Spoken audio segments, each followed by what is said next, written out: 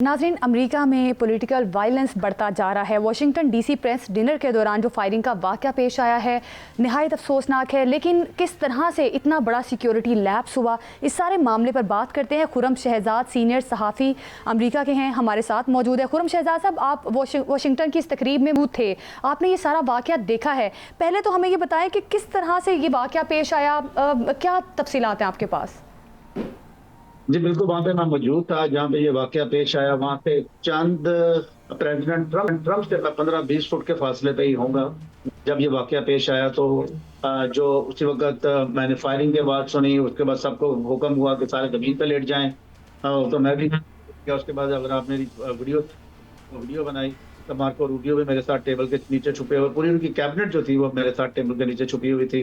तो security forces आ गए, वो मिलिट्री वाले लोग गए, और इसी तरह से जो दूसरे लोग थे उन्होंने सारे किया।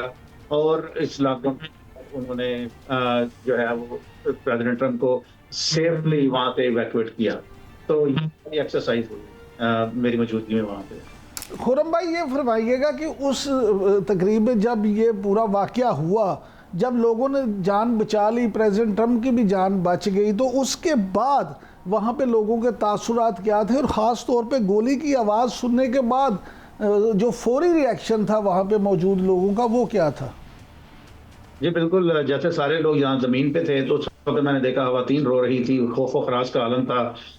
जो पूरी इस वक्त जो मिलिट्री थी उसने उसको घेरे में लिया हुआ था। सीक्रेट सर्विस वाले फौज लोग जो थे वो अपने गन्स के साथ, जो वहाँ पे कैबिनेट के लोग थे, जैसे मार्को रूबियो हो गया, सेक्रेटरी वार हो गया, सेक्रेटरी खजाना हो गया, ये जितने भी कैबिनेट के लोग थे, कैश पटेल, उन्होंने उनको बिल्कुल घेरे में ले लिया। घेरे में लेकर उनको इवैक्यूएट करना शुरू कर दिया। लोग जो हैं वो बिल्कुल ऐसे डरे हुए थे जैसे कोई मिसाइल गिर गया।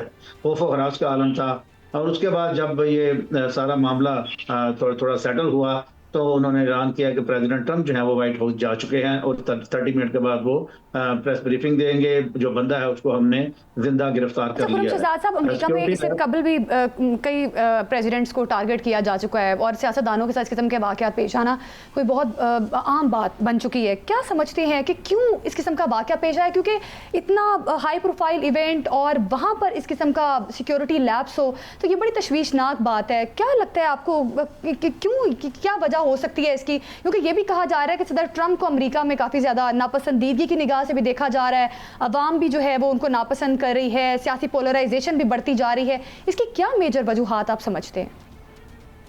जो ये इंसिडेंट है जिसको मैंने आई विटनेस किया, इसमें सिक्योरिटी लैप्स काफी थे कि वो बंदा होटल में मौजूद था, वो एलिवेटर इस्तेमाल कर सका, जबकि जब मैं वहां पे था तो उन्होंने कहा कि एलिवेटर इस्तेमाल नहीं कर सकते।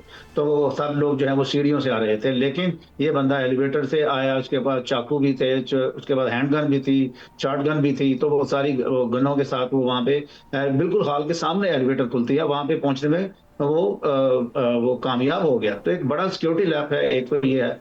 और दूसरा ये है कि जो गन लॉज है अमेरिका में, वो कोई भी पॉलिटिकल पार्टीज को हाथ नहीं लगाती, क्योंकि वो कॉन्स्टिट्यूशन राइट्स है सबका, और जो बंदा भी उसके खिलाफ बात करता है अमेरिका में वो अपना इलेक्शन हार जाता है। तो इस वजह से जो कांग्रेसमैन हैं, जो सेनेटर्स हैं, इस गन लॉ के मुतालिक किसी भी कानून को हाथ लगाने की जरूरत नहीं करते, क्योंकि गन लॉ के पीछे जो बड़ी लॉबीज हैं, जो बड़ी बड़ी कंपनीज हैं, जो बिलियंस ऑफ डॉलर का बिजनेस कर रही हैं महीने का, वो इनको कभी भी करने नहीं देती, कामयाब होने नहीं देती। उसके अलावा प्राइमरी खड़ा कर देती हैं जो बंदा भी इसके अलावा बात करता है। तो काफी चैलेंजेस होते हैं उनमें।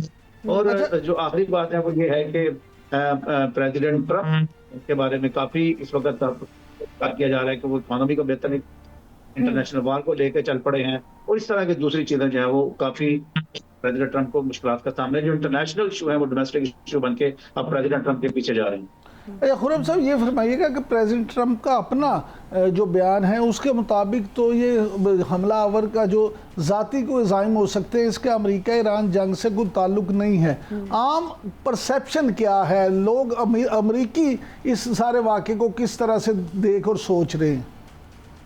देखिए, आम अमरीकी, जो जैसे मैंने पहले कहा कि अमरीकी इलेक्शन है वो डोमेस्टिक इश्यूज के ऊपर किया जाता है। वो हेल्थ केयर हो गया, एजुकेशन हो गया, इकोनॉमी हो गया, ट्रांसपोर्टेशन हो गया, इसके ऊपर अमरीकी अपने वोट का फैसला करते हैं। लेकिन ये इंटरनेशनल जो इशू है, जो ईरान वार का इशू है, इसका जो प्राइमरी जो इसका जो इस वक्त जो चैलेंज है प्रेसिडेंट ट्रम्प को, ये है कि महंगाई बढ़ गई है, तेल की कीमतें बढ़ गई हैं, जो इंटरनेशनल इशू है वो डोमेस्टिक इशू बन गया।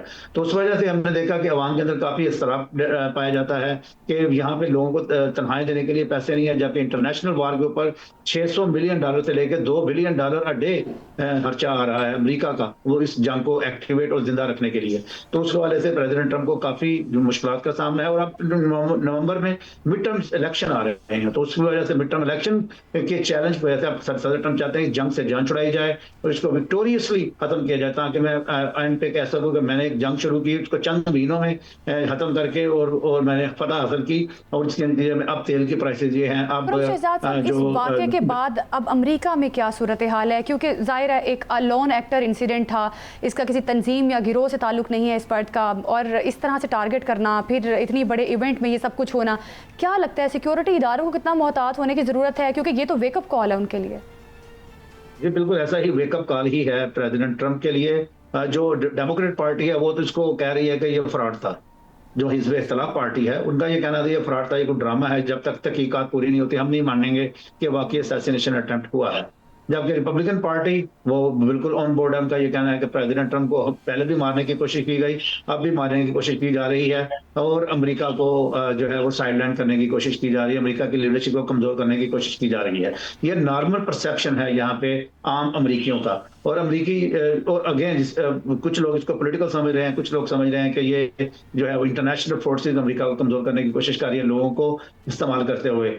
इस वक्त एक वाइट अमेरिकन खुरम भाई, इस पे जरा थोड़ा सा ये भी बताइएगा कि हमला आवर के हवाले से कुछ खबरें मीडिया के कुछ हिस्सों में ये भी हैं कि वो कोई इसराइली एजेंट है या उनके इंडिया के साथ उसके वालिदैन का ताल्लुक है, ये सारी इस तरह की चीज़ें भी मीडिया के मुख्तलिफ उसमें आ रही हैं। आपके पास इस हवाले से क्या इतलात हैं? मुलजिम को लेके अभी तक सरकारी तौर पर क्या बताया गया? ये जो सरकारी और गैर सरकारी दोनों सतह के ऊपर जो इन्फॉर्मेशन है उसके मुताबिक ये बंदा अभी तक लोन वुल्फ था। उसने अपने तौर पे ही फैसला किया और उसने ये कहा है अपने वीडियो रिकॉर्ड में, उसने ये कहा है जो हमारे पास भी आया है उसके मुताबिक कि वो चाहता था कि एक नेशनल ट्रेजेडी बनाई जाए। वो चाहता था कि बड़े जो सीनियर अहलकार हैं हुकूमत के उनको मारा जाए। उसने ये नहीं मेंशन किया एक बंदे को या ट्रम्प को या उसकी कैबिनेट के एक खास बंदे को।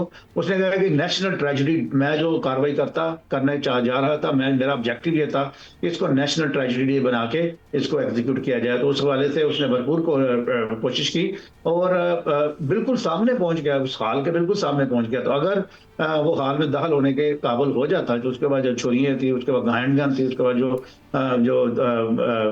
जो दूसरी गन थी, तो उसको लेके उसने काफी नुकसान कर सकता था। और खुशकिस्मती से वो ऐसा नहीं हो सका, उसको काबू कर लिया गया। लेकिन डेफिनेटली सिक्योरिटी लैब्स मैंने जो देखे, रेड कारपेट के एरिया पे देखे, सिक्योरिटी जो जहाँ पे वीआईपी लोग आ रहे थे उस जगह पे मैंने सिक्योरिटी लैब्स देखे, लोग पिगी बैग और टेल गेट करके अंदर दाखिल हो रहे थे सिक्योरिटी को अवॉइड करते हुए। तो उस हवाले से वो सिक्योरिटी लैब्स तो हैं, लेकिन अब जो लग रहा है कि अब उनको रिविजिट करना होगा कि जो जैसे मैं गया तो उन्होंने मुझे प्रोफाइलिंग की, जैसे ही मैं गुजर रहा था एक कुत्ते को उन्होंने अलर्ट किया कि ये बंदे को चेक कर लो। तो लेकिन ये गोरे को नहीं चेक किया उन्होंने, एक गोरा जो वहां पे मौजूद है और उसके पास गने भी हैं, नाइफ्स भी हैं, उसको चेक नहीं किया गया। तो ये एक बड़ा सवालिया निशान है। जो रेशियल प्रोफाइलिंग है अब उससे हट के, क्योंकि अब ये जो डोमेस्टिक टेररिज्म है जो नस्ली बुनियादों पे हो रहा है, उसको भी अब अमेरिका को चाहिए कि अपनी जो पॉलिसीज हैं उसको रिविजिट करें।